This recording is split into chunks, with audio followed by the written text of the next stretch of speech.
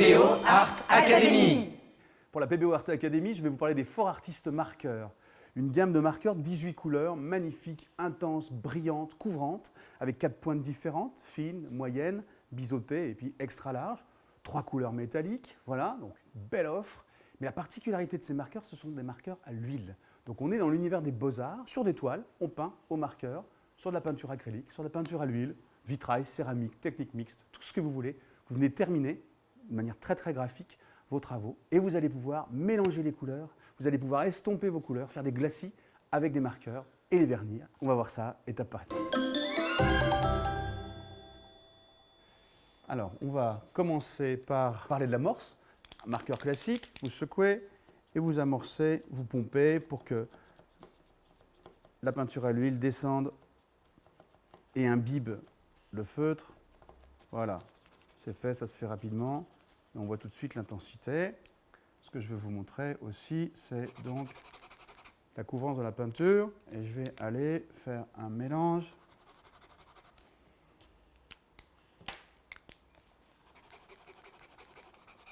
Et avec deux couleurs semblables, on a un effet de fusion des couleurs sans aucune trace. Et ça, c'est vraiment formidable. On va faire le même exercice avec d'autres couleurs. Voilà. Couleur un peu plus contrastante. Et ce qui est formidable, c'est qu'on reste dans le frais. Et puis, on va faire ça de manière un peu plus forte.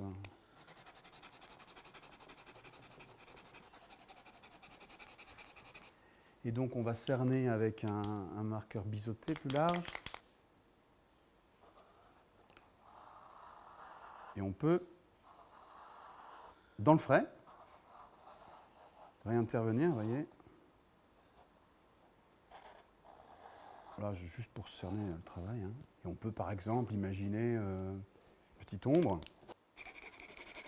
On va attraper le noir. On souille la mèche, mais on la nettoie très très très facilement. Avec quelques traits, voilà. Et on va finir l'estompe avec du blanc, par exemple. Mais en intervenant au doigt, par exemple.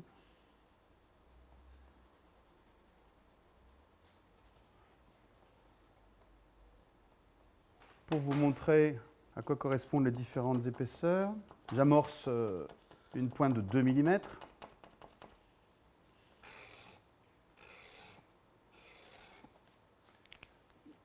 On a déjà vu les pointes de 4 mm, la pointe de 8 mm.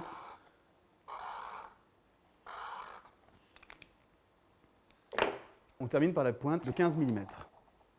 Maintenant, je vais vous montrer comment on va estomper, diluer une couleur en partant d'une couleur intense et puis en utilisant tout simplement de l'essence de térébenthine classique. Donc on va déposer en fait de la peinture à l'huile hein, avec le marqueur et au spalter, on va pouvoir venir diluer. Ça c'est magique, regardez ça, voilà, obtenir un beau dégradé de couleur. Mais on peut aussi venir déposer de la peinture et puis peindre avec, très classiquement. Voilà, on rajoute bien de la peinture, on est généreux. Et donc au pinceau, de la même manière, vous allez pouvoir mélanger. Et vous voyez, ici, on a